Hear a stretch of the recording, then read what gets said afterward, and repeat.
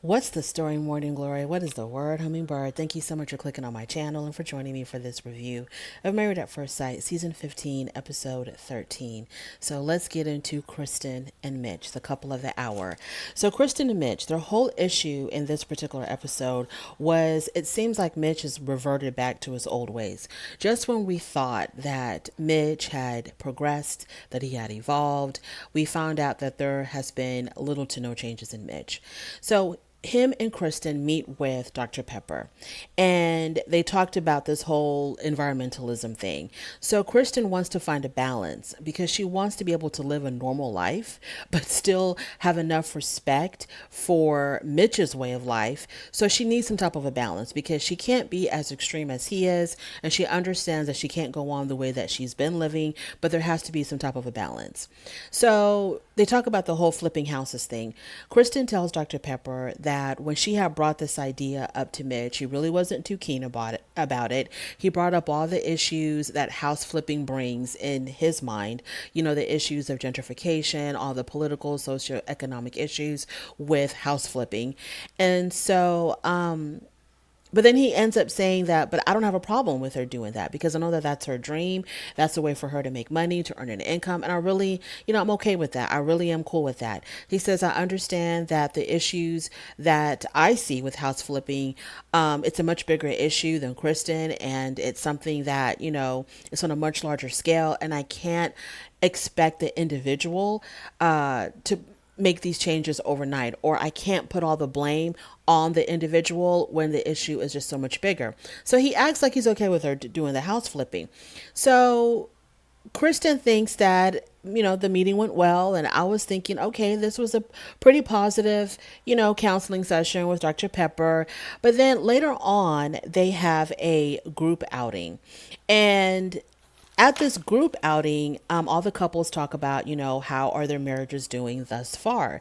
And when it got to Kristen and Mitch, Mitch gave some very generic explanation saying that, yeah, we met with Dr. Pepper and we were just trying to uncover any unresolved issues that we may have before decision day. So that wasn't good enough for the group, right? And I have a feeling because before they had this group session, Kristen had mentioned to Morgan that Mitch had a conversation with her sister about how to approach Kristen about all the makeup that she wears, which is like, we all know that it's barely anything at all, right? So he had a conversation with Kristen's sister before the group outing, asking the sister, I'm still not crazy about all this makeup that she's wearing. How do I approach this? And the sister, of course, went to tell Kristen. So at the group meeting, Kristen came with an agenda. She felt like she was going to have to address this issue with Mitch and she was going to have to let him know the what's up. So I have a feeling that when she told this to Morgan, the word spread throughout the group that Mitch is back to his old ways and not wanting Kristen to wear makeup or to do her hair. Because when it was their turn to talk about how their marriage is doing, it kind of felt like an ambush. It kind of felt like, because normally when whatever couple is talking about their status of their marriage, everybody will give their little opinions, but it's kind of like, oh, okay. But then with this situation here, specifically with Kristen and Mitch, and the whole makeup wearing thing, it felt like everybody, like it was discussed behind Mitch's back at some point during this group outing. That's what it kind of felt like to me. Because after Mitch said whatever he said, which really wasn't satisfactory, and normally the couple will say whatever they want to say, they'll give as much or as little information as they want, and then they move on to the next couple. So Mitch said whatever he wanted to say, and I guess he thought it was, their turn was over. But then Alexis brings up, she says, oh, so basically you're saying that you're perfectly okay with Kristen wearing makeup because in the beginning you really struggled with that. So I guess what you're trying to say is that you're completely over it. You've learned to accept it and you're okay with it now. And so then I don't know why Mitch did this because it was really stupid of him. But Mitch all of a sudden acted completely surprised by what Alexis said. And he actually had the audacity to deny that he ever said anything about Kristen wearing wearing makeup. And he was like, I never said that. The whole entire group was like, yes, you did. And some of them even chimed in and said, and we heard you say that you struggled with her wearing makeup. And Kristen had to enlighten him even further and say, yeah, don't you remember? Like, were you not there? Like, what's going on here? So, Mitch then, he's caught now, right? Because he's caught in a lie. So then he's like, well, I just didn't know that, my issues with my wife were a topic of discussion among the whole entire group. And so then Morgan says, well, how do you feel about her now? And Mitch was like, well, I really don't know yet. And I'm thinking to myself, wow. So all of those times when y'all were lovey-dovey, when they acted like that they were really moving forward, that they were making progress, they consummated their marriage, they were being intimate. There were so many scenes where it seemed like they were on the same page. But now he says, well, I don't really know how I feel about her yet. And so they both say, Kristen and Mitch they both admitted to the group that, look, we're very much undecided right now. We don't know what the hell we're going to do on decision day. And then Kristen questions if she's the wife for him and if their issues can be resolved within the time frame that they have left before decision day. Then all the experts come out. So then Dr. Pepper asked Kristen if something had happened between her and Mitch, because I guess, they were witnessing the discussion that was taking place and they kind of felt like something was brewing. So they talk about how Kristen basically asked Mitch, the conversation that you had with my sister, are you kind of like reverting back to the way you were based on the conversation that you had with my sister? It seems like you're going back to the way that you were in the beginning of our marriage, where you were struggling with attraction. Mitch says that he is more attracted to her when she's in her more natural state. So then Dr. Pepper says to Kristen, well, that seems like a compliment, for a man to say that he's attracted to you when you're not all done up. Now, this is where I kind of sort of struggle here because, okay, the reason why I struggle is because on the one hand, I do see this as being a compliment, like without all the to do, he finds her more attractive, which is saying a lot because a lot of women hide behind hair, makeup, and all this other stuff. And a lot of women they don't really want men to see them when they're completely 100% natural. So for the fact that he is more attracted to her when she doesn't have the makeup and all of that, you would think, okay, girl, you got you a winner because he accepts you exactly the way you are in your natural form. But on the other hand, if it's her choice to wear makeup and to do her hair a little bit, he should still accept her because he should still love her as the person that she is with or without makeup. She's still a human being underneath it all, whether she's got makeup or not. And he should just be focused on the person that she is and not so much on the exterior. And while, yes, he does have to have an attraction for her, I mean, he's going to see her in her natural state every single day because she doesn't go to bed with makeup. She doesn't wake up with makeup. And there's going to be days when she doesn't wear makeup at all. So, I mean, I'm thinking, okay, it's a win-win situation. She's not always going to be wearing makeup. You like her in her natural state. So what exactly is the issue here? So sometimes I wonder if Mitch is using this whole makeup thing as a way to distance himself from Kristen. Whenever he starts, I guess, having doubts about how he feels about her, he brings up this whole makeup because I find it hard to believe that Mitch, even though he's an extreme environmentalism, I find it hard to believe that he struggles this much with a little bit of bare mineral powder and a little bit of mascara and lip gloss.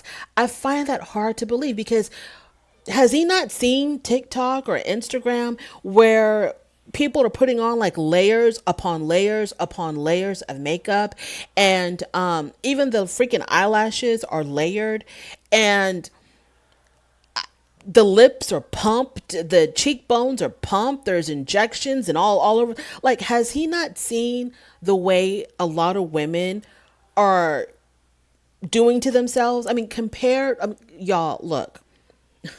Somebody needs to show him a TikTok. Please, someone show Mitch a damn TikTok of a woman putting on makeup and getting ready for her day.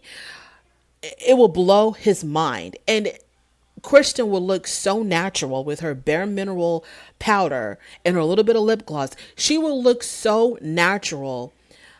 He's going to eat all of those words that he ever said about her wearing too much makeup or wearing makeup at all. And the thing is, maybe his issue isn't like the way she looks with the makeup. Maybe he has an issue with makeup itself. Like he believes that maybe they test it on animals, or it's not environmentally friendly, or it's not animal friendly. Maybe that's what his issue is. It's the fact that maybe the process of makeup and how makeup is made and how makeup is tested. Maybe that's what's bothering him, because I just don't understand why he struggles so much.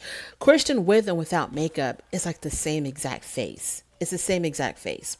So Dr. Pepper then, and she had no idea. Dr. Pepper had no idea what kind of can of worms that she was opening up when she asked this next question. Dr. Pepper asks Mitch, "Are you very attracted to her?" And I don't know if that was like a loaded question, or if that's just was like she was just really innocently asking. So Dr. Pepper asks, "Are you very attracted to her?" And Mitch says, "Well, I'm attracted to her." And then Kristen just let him have it. She confronts him about what he told her sister, asking her sister, well, how do I approach Kristen on the issue of all this makeup that she's wearing and that I'm not happy about it? And tells the sister that he was expecting a surfer hippie girl. And so Kristen's upset that instead of Mitch using that opportunity with her sister to get to know her better, instead he used that opportunity to find a way to kind of like, find a way to control her. So Dr. Pepper sees that this whole conversation is going left really fast because Christian is getting very emotional.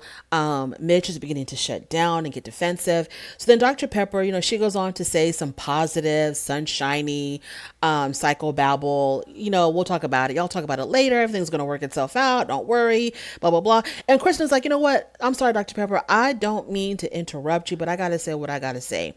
So then she just completely goes on to say, I don't deserve this. I need to be with someone who's happy to see me when I walk into a room, who's not going to nitpick and tear me apart because of the way that I live, the things that I do. She completely let it all out on your boy Mitch. So basically Mitch is trying to mold her into the girl that he wants her to be instead of accepting her for who she is. And because she accepts him with all of his crazy environmentalism way, she took something that some people would see as a negative, like his bald head, and she made it into a positive, saying that she found his bald head attractive and she's attracted to bald men. So she's accepting him for who he is. She's changing herself to make him more happy, but he is not bending at all for her. And he's trying to change the person that she is. Like, you're not good enough the way you are. I'm going to mold you into something that I can deal with. So Kristen says she's done. Mitch says that he was completely blindsided about all of this. Kristen vehemently disagrees that he was blindsided. She was like, you saw this coming a mile away. Stop with the whole thing about you being blindsided, because how can you say the things that you say and not realize that they're going to have an effect? And this has been brewing for them for a very long time. And finally, not for them, for her. It's been brewing for her for a very long time. And finally, Kristen had to just let it all out. And I'm glad that she did. Like, good for you, Kristen. Good for you. And I feel like there's other stuff going on between them that we just don't really know about yet. Because for him to, I'm just a little bit confused. Like, Mitch, we thought you had gone past it because, and Dr. Pepper had even said it, you said that you were really attracted to her. Y'all were, physically intimate. You were growing, this attraction for her was growing and growing and growing for you. So now we're going back to step one where you're like, she's wearing too much makeup when she's barely wearing anything at all. It's bizarre. It's absolutely bizarre. Absolutely bizarre. So that's Kristen and Mitch. Let's move on to Lindy and Miguel. Mindy and Miguel and this fake relationship.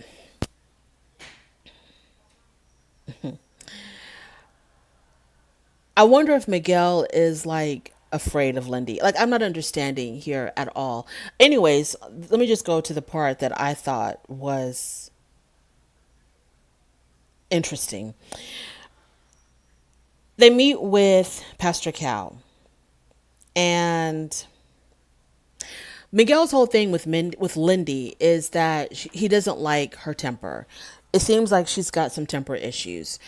She has these outbursts of extreme anger, and he also thinks that she gravitates a lot towards the negative. She doesn't see the glass half full, and she's a negative Nancy basically. So when they meet with Pastor Cal, they talk about how Lindy deals with stress, and every time that Miguel brings up her emotions and her temperament and her outburst, she's always kind of giggly about it. She laughs it off like, "Oh, Miguel, it's no big deal because you really haven't seen the worst of it." And so Miguel tells her, you really need to find a way to deal with your emotions and the things that trigger you. You have to find a way to not have them, not have these outbursts. So Lindy, she kind of laughs it off or whatever. And Lindy says that, Miguel has only seen about 4.5 of her worst. And Pastor Cal says, and when she said that, when she said he's only seen about 4.5 of how bad it can actually get, I was shocked because the outbursts that she's had, to me, I thought they were like more like a 7 or an 8, especially when it came to that whole medical insurance thing. When they were in bed together that one time, and he wanted her to change her last name to his, and but he refused to put her on his health insurance. And I forgot the reason why. And then she like it just came out of nowhere, and she was like, you want me to change my effing name when you can't even help me see an effing physician because you won't put me on your effing insurance? And I was like, what? What is happening? And needless to say, Miguel expeditiously added her to his insurance because he was probably scared for his life. So Pastor Cal, and I didn't like how I didn't agree with Pastor Cal. Because Pastor Cal asked Lindy, okay, so when have you been a 10? And she said it was years before, like 10 years ago or whatever she said, 10, 12 years ago when she was on a level 10, and that she's been on a level 10 twice in her life. So then Pastor Cal says, well, we really can't determine the future of a relationship based on something that happened so infrequent, and the last time it happened was 10 years ago. So you can't really base your decision on whether or not you want to be with her based on something that is so insignificant, because she rarely reaches a 10, and she hasn't been at a level 10 until, since it's been like 10 years or whatever. I didn't agree with that, because was she considered a 4.5 to Miguel, that could have been a 10. Okay, that's very subjective on her level of anger. So Miguel has serious concerns with her 4.5. Okay, that right there should tell you that what she sees as, oh, that's just minor, you haven't seen the worst of me, to him it's bad enough where he wants her to handle it. He wants her to fix it. I don't believe that these people love each other. I don't think that Miguel loves Lindy or is in love with Lindy. I think that I don't know. I think he's trying to be. I think he wants to be, but I don't think he is. And I don't think Lindy loves Miguel either. I really don't. And I don't know why they always have to paint this picture like they're so crazy in love with each other and they can't live without each other, when I really don't see it, because I don't even see the chemistry between them. The thing about the doll. So the doll is gone. Lindy Miguel is gone. And I was kind of surprised that it was Miguel that handled the baby the most. Lindy kind of acted like she wanted nothing to do with it. And she was really frustrated with the damn baby. And so that's one of the things that Miguel talked about. It's like, when she's handling the baby, or whenever the baby will cry or whatever, she would get really upset. And I'm thinking to myself, she would get really upset over a doll? Over a damn doll? Really? Okay. But Pastor Cal says there's nothing to worry about. Before that, Miguel had met with one of Lindy's friends, and he had talked to the friend about, she kind of has a temper, and the friend agreed. The friend agreed. I thought the friend would have been like, oh, it's not really that bad, or maybe because of this whole situation, she's a little bit overstressed, but in a normal situation, she's not going to act like that. But the friend was like, yeah, she does. Yep, she sure does. And the friend was like, I'm surprised that you haven't even seen her hangry yet. I was like, damn, it gets worse when she's hungry. So Y'all, I don't see it from Miguel and Lindy. I don't really understand why they're trying to pump this up like it's something beautiful or romantic and meant to be in a fairy tale, because I don't see it. At the group outing, when it was their turn to talk about the status of their marriage, they said they were happy and nothing was wrong. And I was like, come on now. Come the hell on. Why don't y'all want to talk about Lindy's temper? Why isn't that a topic of discussion at the group outing? But they were like, yeah, we're fine. And everybody left them alone with that. Moving on. Alexis and Justin. So Alexis and Justin meet with Delvin Franklin, who is, I think, already the ex-husband of the actress Megan Good. But anyways, so they meet with Devin Franklin, and they talked about, the first thing I wanted to talk about was Alexis needing to go clubbing every single weekend. And so Delphin asks, what does the club do for you? And she says, well, I really need it. So she said, I really need it because it de-stresses me. You know, my job is very stressful. I like going to the clubs because I like, it just takes away the stress. I feel free, you know, and I really need it. And the expert says, well, how free do you feel in your marriage? And Alexa says, I feel smothered because your husband doesn't want you to go clubbing. The expert says, what is it going to take for you to feel that freedom in your marriage? Instead of seeking it elsewhere, you know, what is it going to take for you to get what you need, that freedom, that de-stressor, whatever, from your marriage? She says, well, I like to travel, hiking, extreme sports. And I was wondering if she was naming things that she thought Justin would not want to do so that she could be like, you see, that's why I got to go to the club because he doesn't want to do those things. But Justin, he was like, no, actually I want to do those things. I like those things. I like traveling and hiking and extreme sports. And so then Justin says that he is really worried about, the reason why he has an issue with her going to the clubs is because he's afraid that he's going to lose her. You know, that she's, I don't know, he's gonna lose her. Either she's no longer going to be interested in being married because she's going to want to go back to the single life, or maybe she's going to meet somebody better at the club. I don't know. But he's like, yeah, I have an issue with that because I worry that I'm going to lose her. So then Delvin Franklin, the expert, says that you cannot control who she talks to or who talks to her. Because then you're going to have an issue with her going to the grocery store, going to the gym, going to church, because you're going to be so worried about who is she talking to and who's talking to her. You can't control that. And so then Justin says in his confessional, yeah, I realized I was a little bit too controlling. Let's stop right there. This expert said that basically he should feel okay with her going to the club because otherwise it's gonna seem like he's trying to control her, and then that control is gonna spill over when she just wants to go do regular mundane things.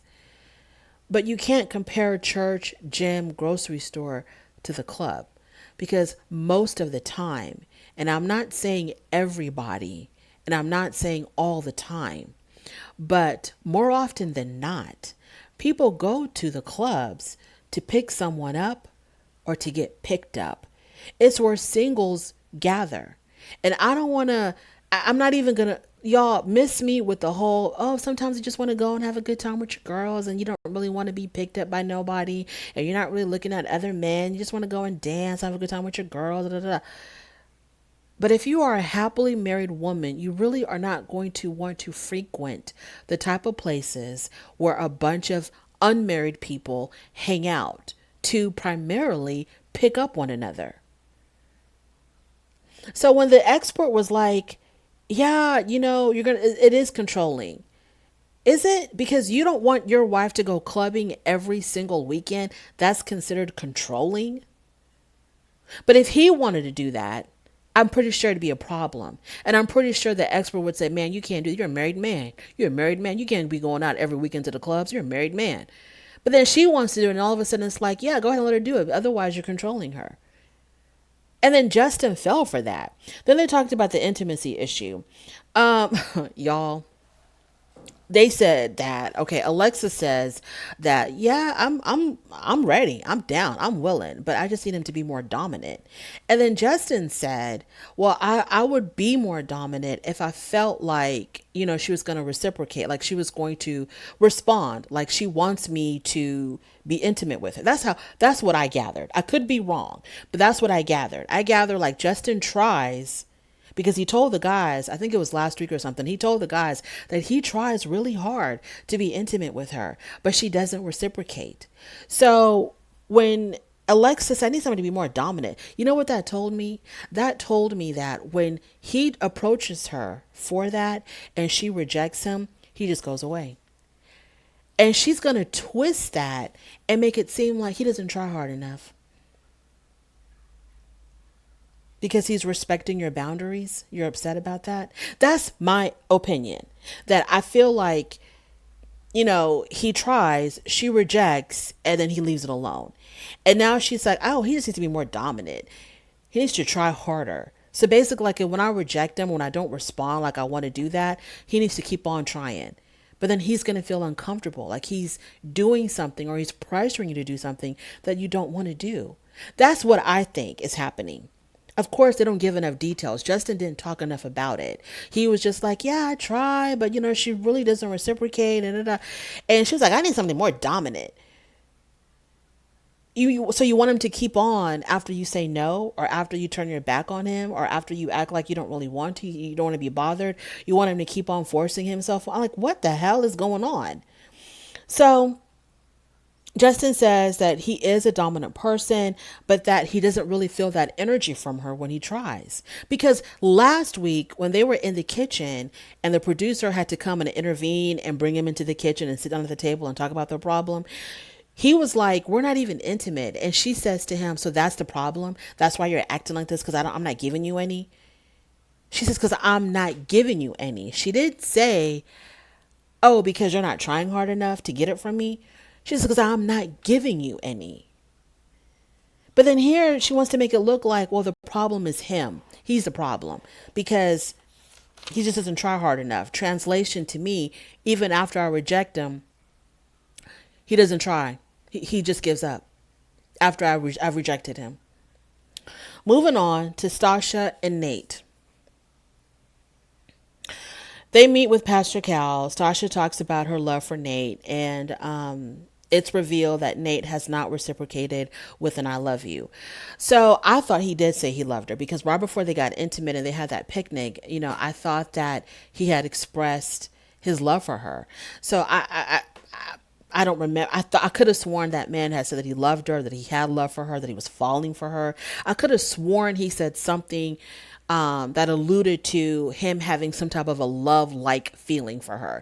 And that's why they were able to be intimate, because I was like, okay, so he just said that to get into her pants, basically. But now they're telling us that he's never said I love you at all.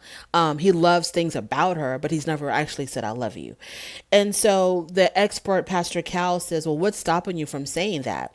No, Pastor Cal asked him, have you ever said I love you to her? Why haven't you said it to her? Something like that. And he says, well, there are times when I want to say it, but I stop myself.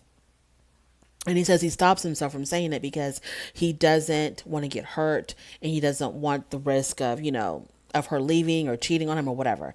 So then Stasha says she has a fear of getting hurt as well, but she's, she puts it all out there. She takes that risk and tells him how she feels about him.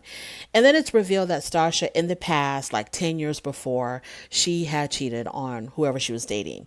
And Nate said, well, that kind of changes things a little bit for me. He says something like, he sees her differently now. He was a little bit disappointed, because I guess he has seen her as this perfect person. She's got it together. She's got it going on. And now he sees that she has this flaw. And I guess that's what kind of jarred him a little bit. Like, he didn't expect a woman like that to have done something like cheating. Whatever. It was a whole bunch of years ago. It wasn't like she, okay, y'all, I understand a lot of people are like, even if her boyfriend and girlfriend is still cheating. Yes, you're right. Fine. But I'm like, if she had been married and had a husband, and then she cheated, I think that would have been a little bit different for me. If, in my opinion, it'll be a little bit different because if you're, it'll just be a little bit different. But if she had a boyfriend and they were going through whatever the situation was, that was a long time ago. It really shouldn't have an effect with what's going on today. I don't think that she's a cheater. I think that she had cheated on someone back then, but let's move on.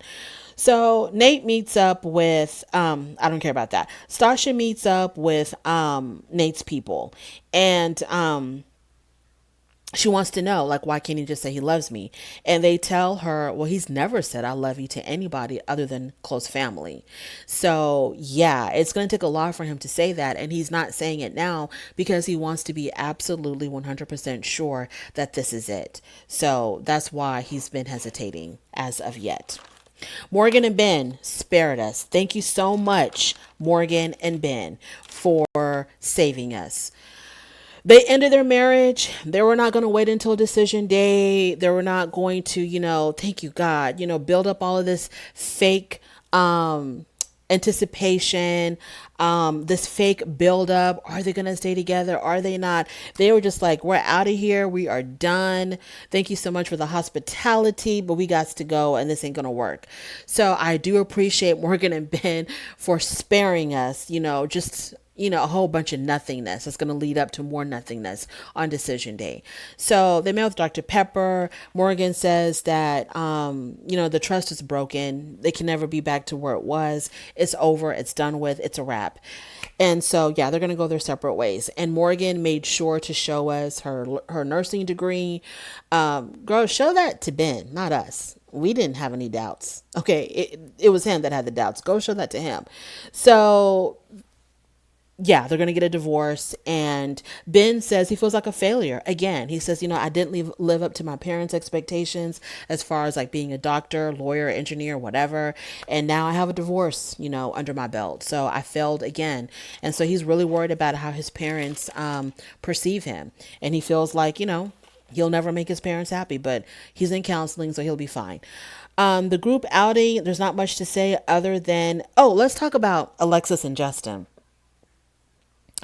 In the group outing, they talked about their intimacy issues. Alexa says that she wants him to be more dominant, but Justin says, I just need to feel like that's what she really wants me to do.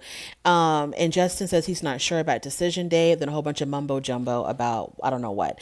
Now, when Alexis had brought up the issue with Mitch and Kristen, when she was the one that was like, well, wait a minute, Mitch, aren't you going to talk about how, you've come so far with accepting her with her makeup and all of that? Her and Justin had a confession, right? In their little confessional, they were talking about Kristen and Mitch. And so they were just, kikiing and laughing it up and like, yeah, Mitch, he needs him like a dirty hippie from Boulder, Colorado with dirty feet and all this. They were just laughing it up. And it's like, oh, okay, I got you. I see what's going on here. So Alexis, you and Justin can team up really, really well when you're talking about another couple's, when you're talking about somebody else's marital problems, the demise of somebody else's marriage is easy. Y'all can unite with that. And then Alexis says something like, well, Mitch doesn't find her attractive and I'll be damned, if my man didn't find me attractive, how is that going to look if he's only half attracted to me? Girl, how attracted are you to him? How attracted are you to your own damn husband? Are you the Mitch in this relationship? How attracted are you to Justin? Why is it taking y'all so damn long to consummate your marriage when you're talking about you've been ready since day one? You're ready for him just to come and conquer you and take over. But he hasn't because you reject him. So how attracted are you to him? Are you so attracted to your husband? Because you want to talk about how Mitch ain't attracted to Kristen. Are you so attracted to your own husband that it makes you want to run away from him every single weekend because you'd rather hang out with the girls than hang out with your own man who desperately wants you to stay home? Is that how attracted you are to your husband? You're up here, kikiing and, giggling and all that about Mitch. What about you and your attraction to your own damn husband? Anyways, I think I'm done here. Let me get out of here before I say something that I'm really going to regret. Oh, Mitch. At the very end, he had a confessional. Okay, I don't know what happened to Mitch. I don't know what's going on with Mitch. I don't know. I don't know what he's been smoking, snorting. I don't know what's been going on. But he had the audacity in his confessional at the very end of the episode to say that he has not been trying to force his will on Kristen or change her. He says that I've been trying to accept the person that she is. So that's why you crapped on her dream to flip houses. That's why you get on her case about her wearing her bare mineral, barely there makeup. That's why you get on her case if she wakes up in the morning and wants to brush her hair and brush her teeth. That's why you get on the case with her not being a surfer hippie, because you're not trying to change her. This is the reason why you want her to completely change her way of living. She can't even go to Starbucks and get a regular Starbucks beverage. She has to come with some environmentally friendly cup. She can't even, paper towels are going to be like a big no-no if y'all do decide to stay together. You said no paper towels are going to be allowed in your home. So you're going to have to use just a cloth. A cloth. So if you end up spilling like half a gallon of milk by accident, you can't even wipe that up with some paper towels and throw it away. You're going to have to get a cloth and wring it out over the sink and then reuse it again. But you're not trying to change her or anything or how she's used to living. You ain't trying to do none of that. You accept her for who she is. That is my review. Thank you so much for joining me. I really do appreciate it. On your way out, please don't forget to rate the video. And if you like this content, please go ahead and subscribe. And I will definitely talk to you later. Bye.